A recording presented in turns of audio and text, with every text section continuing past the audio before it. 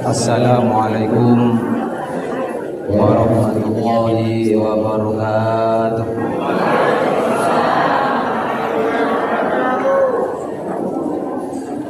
Bismillah, alhamdulillah, wassalatu wassalamu ala rasulillah sayyidina Muhammad ibni Abdillah wa ala alihi wa sahbihi wa man tabi'ahum bi ihsanin ila yaumil qiyamah, amma ba'd. Yang saya hormati Bapak Kapolda maupun yang mewakili, yang saya hormati Ketua PP Polri Daerah Sulawesi Tengah, yang saya hormati Ketua Asabri beserta seluruh Bapak Ibu yang hadir di tempat ini, yang semuanya saya hormati tanpa terkecuali. Alhamdulillah wa syukurillah ala ni'matillah wa la hawla wa la quwwata illa billah. Kita bersyukur kepada Allah Subhanahu wa ta'ala yang telah memberikan banyak-banyak nikmat kepada kita semua.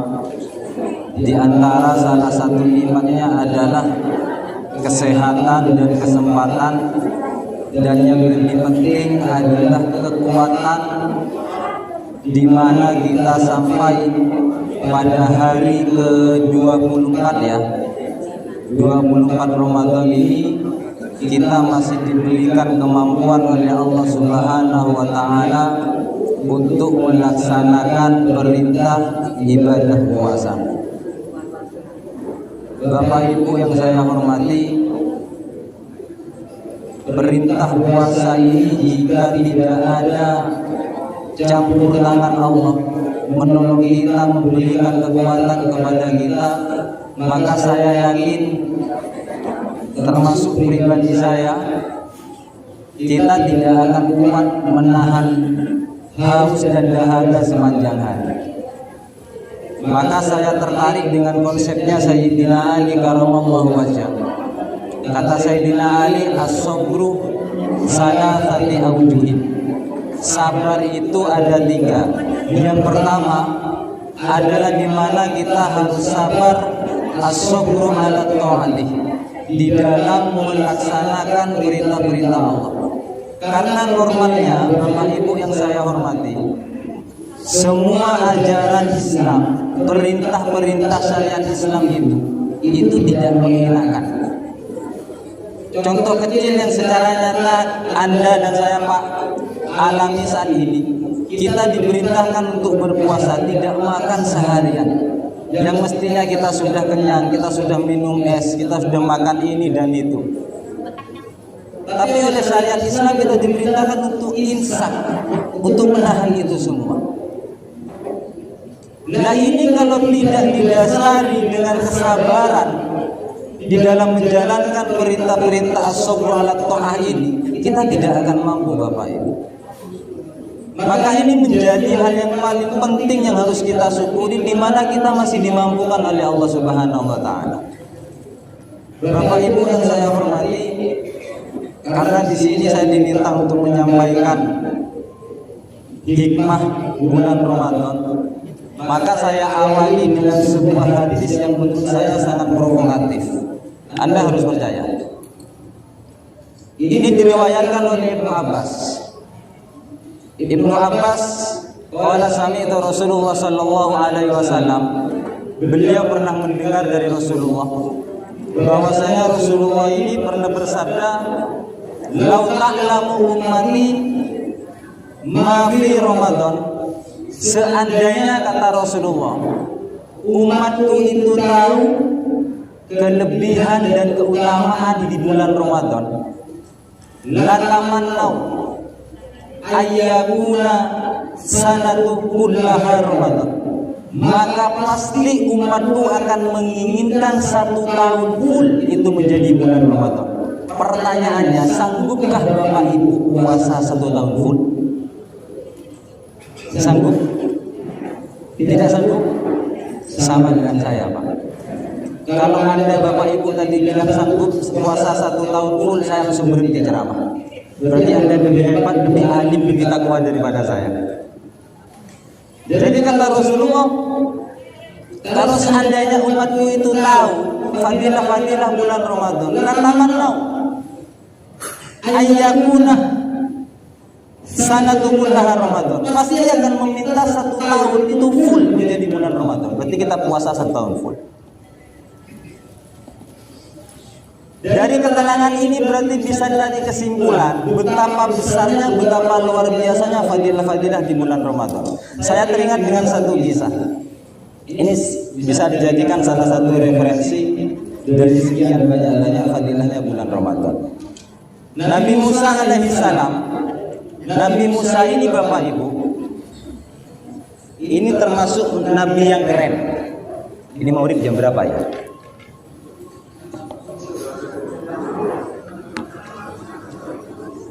Saya persingkat. Nabi Musa ini termasuk nabi yang keren. Kenapa? Karena Nabi Musa ini mendapat gelar Kalimullah. Kalimullah ini bisa berkomunikasi langsung dengan Allah. Makanya pernah satu kisah ya, satu cerita. Iblis ini sempat bertobat kepada Allah. Iblis bingung, saya harus bagaimana untuk bertobat kepada Allah. Akhirnya Iblis tahu kalau Nabi Musa ini Kalimullah, bisa berkomunikasi langsung dengan Allah. Iblis nego kepada Nabi Musa, wahai Nabi Musa, tolonglah kami ini, ya grup-grup iblis katanya dia, kata perwakilannya, ini ingin bertobat kepada Allah.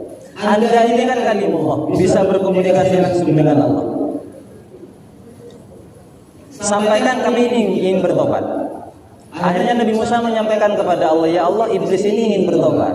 Syaratnya dari Allah ternyata hanya satu. Oke lah Nabi Musa, sampaikan ke iblis, taubatnya iblis akan saya terima, syaratnya hanya satu. Suruh iblis sujud di kuburannya Nabi Adam. Karena kita tahu kesombongan iblis ini dulu memang karena tidak mau bersujud kepada Nabi Adam. Akhirnya disampaikan kepada Nabi Musa, iblis, kamu itu bisa diterima taubatnya oleh Allah. Satu syaratnya, apa Nabi Musa? Kamu disuruh sujud di belakangnya Nabi Adam dengan Allah. Akhirnya apa jawaban iblis? Asjuduhu hayyan kama la asjuduhu mayyitan kama la asjuduhu hayyan. Nabi Musa, bagaimana saya mau bersujud kepada Nabi Adam yang sudah mati? Masih hidup saja saya tidak mau bersujud. Artinya iblis tetap menggunakan kesombongannya di sini. Ini salah satu bukti bahwa Nabi Musa itu Kalimullah. Terkait dengan fadilah bulan Ramadan, Nabi Musa ini Bapak Ibu pernah suatu ketika bermujahadah kepada Allah, berdoa, ya Allah, ini saya senang dengar ini. Hal akramtani ahadan misluma hal akramtah ahadan misluma akramtani haytu asma'tani kalamuka. Kata Nabi Musa, wahai Allah, ya Allah, apakah engkau ini memuliakan seseorang sebagaimana engkau muliakan aku haytu asma'tani kalamuka, ketika aku bisa berkomunikasi langsung dengan engkau, ketika aku bisa mendengar langsung kalam-kalammu. Adakah yang memuliakan lebih dari aku, kata Nabi Musa. Nabi Musa ini GR orangnya, merasa keren memang beliau. Ya karena memang satu-satunya di waktu itu yang Nabi Musa. Akhirnya Allah dijawab, ya Musa, inna li ibadun ukhrijuhum fi akhir zaman. Aku ini punya hamba yang akan aku keluarkan di akhir zaman. Akhir zaman itu bagi jelas adalah umatnya Rasulullah SAW. Karena Rasulullah itu harus kita yakini sebagai khatamul anbiya. Anda jangan terprovokasi, nanti ada orang, ini sekarang sudah kayaknya beberapa bulan yang lalu, terutama Bapak Kapolda saya mewakili, ada seseorang yang sudah mengaku menjadi nabi lagi katanya. Jadi kalau ada yang seperti itu tolong ditangkap saja Pak Kapolda. Jadi hitung-hitung Kapolda biar keren bisa nangkap nabi kan gitu. Bukan hanya urusan kriminal, nabi saja ditangkap. Terus kata Allah, wahai Musa, inna li ibadu ukhrijuhum fi akhir zaman. Aku ini punya hamba yang akan aku keluarkan di akhir zaman. Wa akramahum bi syahri Ramadan, dan aku akan memuliakan mereka dengan bulan Ramadan. Terus kata Allah, Musa, sesungguhnya ketika aku kalamatuka, ketika aku berfirman kepada engkau, berkomunikasi dengan engkau, baini wa bainaka sab'u alfi hijabin, itu masih ada 70.000 hijab, 70.000 tabir. Jadi ketika Allah berkomunikasi dengan Nabi Musa, itu masih ada pembatas, ada tabir 70.000 tabir. Sab'una alfi hijabin. Tapi wahai Musa, fa idza shamat ummati Muhammadin, ketika umatnya Nabi Muhammad itu berpuasa, ya kita ini, maka kata Allah, arfa tilkal hijab bi waqtal iftar, 70.000 hijab itu akan aku angkat waqtal iftar, di waktu buka puasa. Bapak Ibu yang saya hormati, yang bisa kita pelajari dari adanya keterangan ini, ternyata di dalam bulan Ramadan, waktu yang sangat istijabah, waktu yang kemungkinan besar dikabulkan oleh Allah ketika kita berdoa adalah di mana ketika kita berbuka puasa.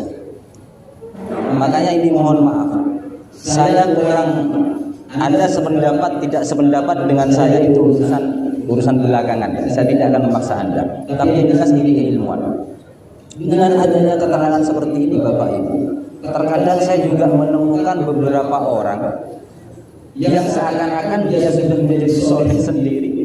Ketika buka puasa, azan maghrib, Allahu Akbar, Allahu Akbar, minum air langsung melakukan sholat maghrib. Ada nggak seperti itu?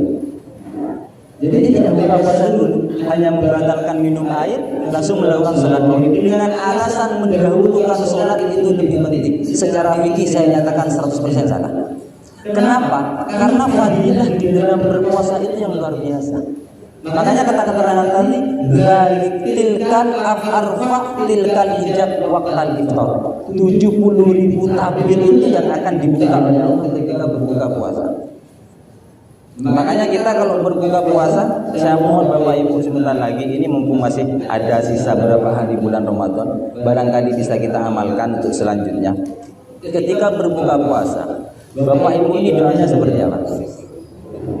Allahumma laka sumtu wa bika amantu wa ala rizqika aftartu bi rahmatika ya arhamar rahimin. Ada tambahan enggak? Kalau dilihat-lihat masih ada. Dhahabat dhama wabtalatil huruf. Ada yang apa enggak? Ada tambahan seperti itu ya. Wa sabatal ajru insyaallah. Itu di keterangan-keterangan. Bapak Ibu usahakan setelah baca doa itu jangan langsung makan. Sampaikan, selipkan doa yang menjadi kepentingan Anda sendiri di situ. Karena nanti situ arfa tilkal hijab. Tapi mohon maaf, saya tanya, Bapak Ibu baca doanya itu sebelum makan puasa, sebelum buka puasa apa setelah buka puasa? Sebelum buka. Padahal hadisnya saya sampaikan ya, hadisnya saya sampaikan. Yusannu ayyakulah akibal fitri. Disunnahkan baca itu akibal fitri. Akibah itu diartikan, ini Anda bisa cek di Fathul Mu'in. Arti dari akibah itu disampaikan oleh Abu Bakar Asy-Syatib di dalam kitabnya Adatul Talibin juz 2 kalau ada, silakan dibuka. Akibah itu diartikan la qablahu wa la indahu, bukan sebelum buka puasa dan bukan saat buka puasa. Jadi waktu yang paling utama membaca Allahumma laka sumtu itu ketika selesai buka puasa. Salahkan selama ini. Tapi apakah dosa? Tidak. Silakan kalau Anda memang mau baca sebelum berbuka puasa silakan. Tapi semua keterangan itu menyampaikan akibal fitri, setelah buka puasa baru baca itu. Itu yang paling utama saja waktunya. Tapi daripada tidak baca ya sudah baca sebelum puasa. Tapi intinya itu ya, Bapak Ibu sebelum mau membaca sebelum buka puasa ataupun setelah buka puasa, saya mohon selipkan satu doa yang menjadi kepentingan itu. Bapak Ibu semua. Jadi setelah baca Allahumma lakasumtu sampai akhir, sampaikan Bapak Ibu mau apa, sampaikan saja di situ doanya. Nah, untuk urusan doa mungkin bagaimana yang baik, kalau saya tertarik dengan doanya salah seorang ulama yang luar biasa. Jadi beliau kalau setiap baca itu Allahumma lakasumtu sampai akhir ditambah ya wasi'al fadli, wahai Allah yang maha luas karunia-Nya, ighfirli alhamdulillahilladzi hadani, ampunilah saya dan segala puji hanya untuk Zat yang memberikan petunjuk kepadaku. Jadi usahakan minimal, saya sarankan Bapak Ibu, kalau berdoa jangan lepas dari minta rezeki husnul khotimah atau minta ampunan kepada Allah. Karena juga sebagian fadilah bulan Ramadan itu disebut dengan bulan maghfirah, bulan ampunan Allah. Jadi Anda jangan berdoa yang receh-receh, jangan berdoa yang remeh-remeh. Nanti Anda minta jabatan, janganlah Pak. Eman waktu yang sangat sakral Anda hanya gunakan minta kepada Allah hanya sekedar jabatan, jangan. Tapi jangan lupa yaitu minta husnul khotimah atau minta ampunan kepada Allah. Jadi mudah-mudahan kita juga diberi kekuatan terus oleh Allah sampai akhir di bulan Ramadan, dan tentunya kita ini semua berdoa berharap kepada Allah bersama-sama agar bagaimana kita juga ditakdirkan bisa bertemu dengan bulan Ramadan di tahun yang akan datang. Amin Allahumma amin. Hadanallahu wa iyyakum ajmain. Wallahu yuwaffiquna ila ma fi khairil Islam wal muslimin. Khairu Indonesia wa Indonesia wa astaghfirullahal azim li wa lakum wa afu minkum. Wassalamu alaikum warahmatullahi wabarakatuh. Demikianlah kesempatan lagi oleh Ustaz Gus Khairul Usman. Baiklah, zikir dan doa buka puasa oleh Bapak